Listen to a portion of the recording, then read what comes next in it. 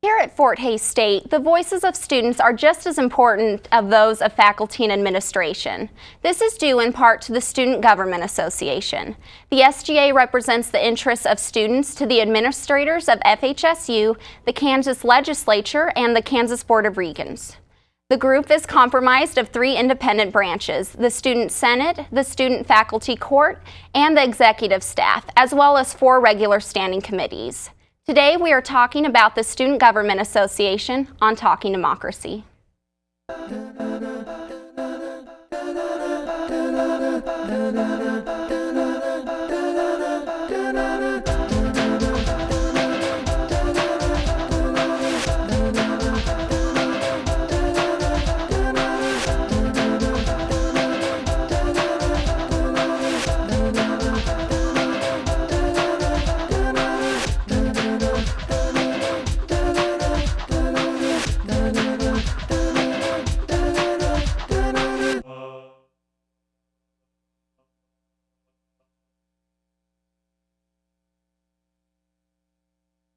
Welcome to Talking Democracy. I'm Annabelle Wernsman in for Dr. Bannister and Dr. Chapman, and our guest today is Tyler Thompson, President of Student Government Association. Thank you so much for being with us. Thanks for having me.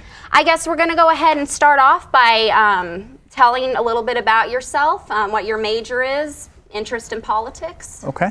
I'm a junior from Derby, Kansas, informatics major with an emphasis in information assurance. I came to Hays because of Dr. Bannister. He got in touch with me my junior year of high school and loved it ever since. I have an interest in politics, always have. Got involved here my freshman year as a freshman senator and have just stuck with it and really enjoyed it. Okay, great. And could you tell us what kind of drew you to the Senate, how you found out about it? Yeah, I actually found out about it at the freshman picnic. We spoke with Cole Engel and Tyler Hughes. I think, submitted my voter registration card at the SGA table my freshman year. And they had talked to me a little bit about it and got me interested and wanted me to get involved, and I did. Well, great. And as I mentioned in the introduction, there are different branches and committees. If you could expand on that a little bit and tell us the job of each. We have 3 branches, just like the national level does. We have the legislative branch, executive branch, and the, did I say legislative branch? Judicial branch as well. Okay. And basically, the judicial branch does everything that a court would do. They don't act very often. A student actually has to take a case to them, which has only happened once in the last 3 to 5 years. So it's very rare. Those students are appointed by me and ratified by the Senate. Then our Senate is made up of students from every demographic here on campus. We have students from every department get involved, and we've got just a lot of neat things going on there. And then the executive branch, we have 5 full-time student positions: legislative affairs director, treasurer, vice president, president, and then an administrative assistant. Okay, great. And then what does each committee do? And then are the members of Senate assigned to each committee, or? Yes, they are. Volunteer? They're assigned by the vice president to one of 4 committees: student affairs, Senate affairs, legislative and political action committee, and appropriations. Appropriations deals with small funding requests. Legislative and political action deals with local government and any fees that come up. Student affairs works with any student issues, advising, things like that. The recent smoking policy came out of that committee. And then Senate affairs deals with internal Senate matters. Okay, and you mentioned the smoking ban. Do you want to talk a little more about that? Because I know that was sort of a big deal when it came up. Yeah, we actually passed last March, I believe it was, a smoking ban. And the original resolution said was no smoking on campus except for in the parking lots by the residence halls. And What happened was we took it up to President's Cabinet, where it got taken to a committee making up representation from all over the university, staff, faculty, different elements that would be involved as far as enforcement goes, and legal counsel as well. And what happened was the staff wanted an area that they could smoke in their 15-minute break.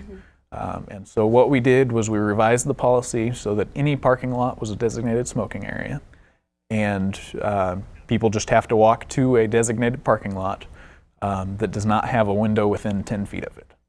So it still complies with state law.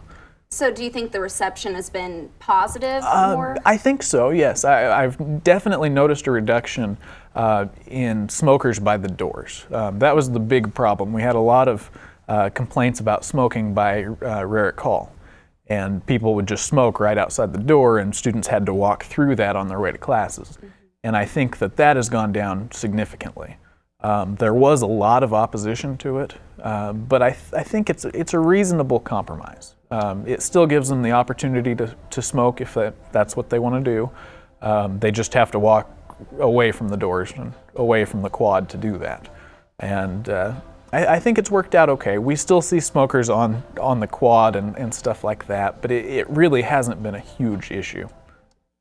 Well, great. Well, we're going to go to our first commercial. We'll be right back with Tyler Thompson on Talking Democracy.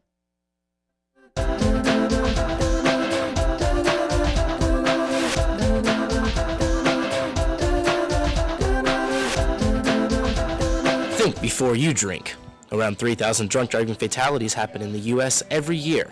Act responsibly and make sure you have a sober driver or call Safe Ride. Your life and the lives of others depends on it. So next time you decide to drink, think twice before grabbing those keys. Hey, who wants to go to the bars? Don't be the next statistic. Even this is better than drinking and driving. Hey, we're going to 11th, man. Come on.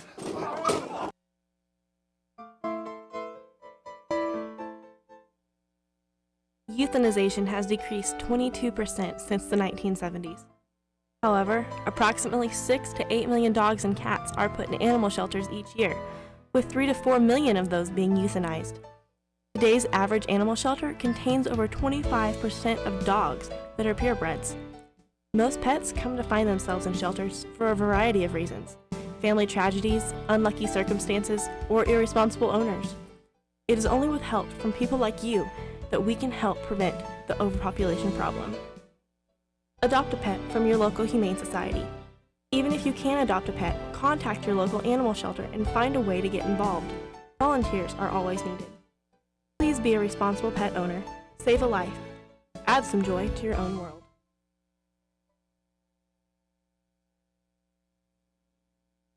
Stress, you get some every day. Your rent's due. Dealing with who knows what at your job. Not enough sleep. Going to class. Too much homework. You're getting lousy grades. You might even lose your scholarship. Your family is pestering you. Your girlfriend wanting to know why you don't spend time with her. If stress is making you feel angry, upset, or depressed, call the Kelly Center at 628-4401.